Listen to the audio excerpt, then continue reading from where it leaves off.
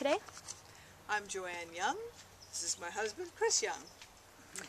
And so I first met you guys and heard about you through a local Locavore movement that you've started. Can you tell us a little bit more about what a Locavore is? Sure. Probably fairly strictly, a locavore is one who eats food that has been raised or grown nearby, locally. However, the term is being used in a lot of different ways, as one would expect, and so people are calling themselves locavores when they aren't eating locally all the time, and I'm perfectly comfortable with that. I don't think that's a problem.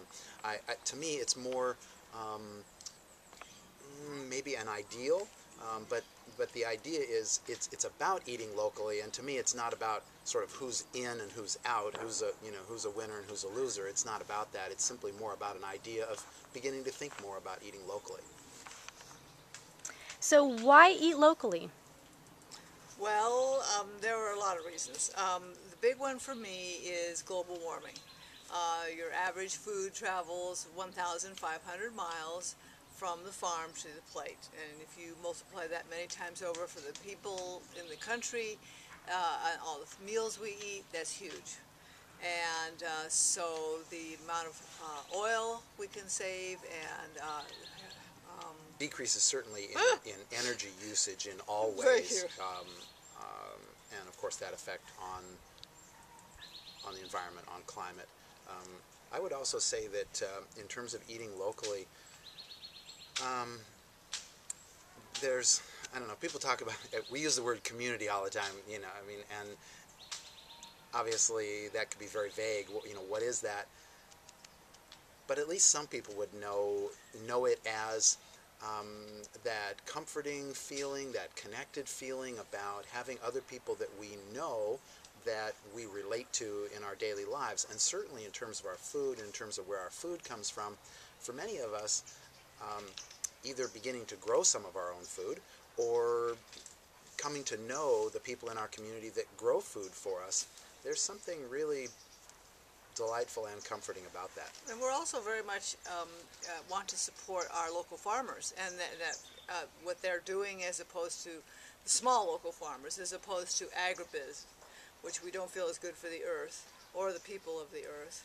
And we also like the idea, as Chris was saying, of knowing who's growing your food and what's local. When you're eating a watermelon in March in Ojai, it's obviously not coming from Ojai, it's coming from probably South America. A lot further than 1,500 miles. So that's important to us as well. And then there's the health aspects. The more you eat the more you eat vegetables and fruits and less out of a package, the healthier, generally speaking, we as a people are. And certainly that's going to relate to freshness, and so the fresher the food is, the riper it is, the more one is going to tend to get out of it. There are certainly many different health aspects. And when we were locavores last year for the entire year, where we only ate within a 100-mile radius, at the end of the year, those of us who were left standing, so to speak, every single one of us had noticed a health benefit in some form or another. And and I've talked to a few of our participants since that time. We're now into April, so 4 months later. Including myself, we have gone back to some of our old eating habits, although fortunately not entirely. Nobody is comfortable going back to the way we ate before, which we thought was pretty healthy then. But we've all noticed some changes and the negative aspects of our health going back the other direction. Excellent. What inspired you to create the project Eat 1 Year Local? Like you were just saying, last year you ate completely local, 365 days. Yeah. What was the inspiration that sparked that? There were a few exceptions. Yeah. Do you want me to tell you the exceptions? Sure. Tell me the rules. Like what was the ground setting? Are as follows. Salt was always an exception. And if you were traveling, you were on vacation or just traveling, then you weren't expected to eat local. That was an exception. Also, 3 times a month you could eat one meal non-local. So if your friends happen to invite you over, or you want to go out to a restaurant or whatever, you could do that too. you also got 3 exceptions a month. They could be non-local. So for my husband Chris, it was coffee. Now, and these are, and when Joanne says exceptions, in this case we're talking about not just a day or a meal of exception, but we had a total of 3 foods. Food in the sense of a single food, like could be rice, could be broccoli, could be, you know, whatever you want to pick, but it had to be a single food. And so we had the option to eat 3 different foods, regardless of where they came from. So At for any example, time, like this is part of your diet. That's Okay. right. You Anytime, could rotate it out once a month. once a month you could change So you whatever couldn't those be 3. changing like every day. Oh, this is different. This is my new food. Yeah, Yeah. right. Okay. Which would have made it, Didn't it wouldn't have worked. Yeah.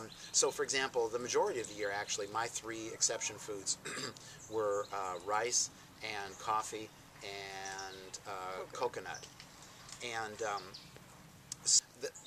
what I hoped for at the beginning, and what happened certainly to me, was that I wanted to know every single day for 365 days that I was doing this, that I was doing something relative to my food and to eating locally. And let me tell you, we knew every single day. Oh yeah.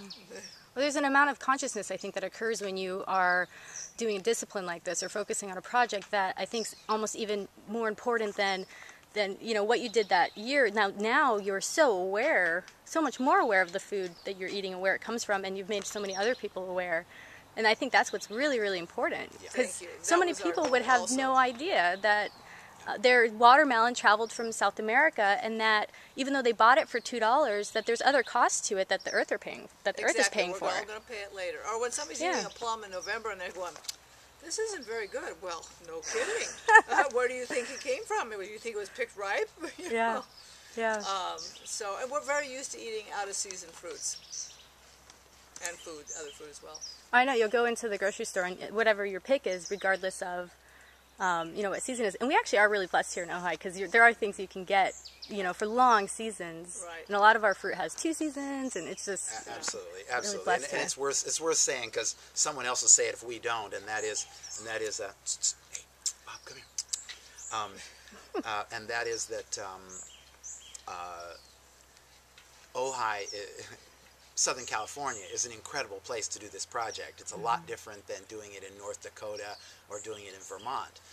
And we more than acknowledge that. We're not trying to make any claims that we did some, you know, some extreme thing. It would just be, that would be even harder for them. They'd have to put up all kinds. I did learn to can, which was kind of a cool thing. I want to learn how to do that. Of course, they would have to put up, or they wouldn't have to. I would think they would choose to put up a lot of fruit and vegetables, and probably have a real, true root cellar, and you know, it would take a lot more preparation, a lot more looking ahead than we had to do.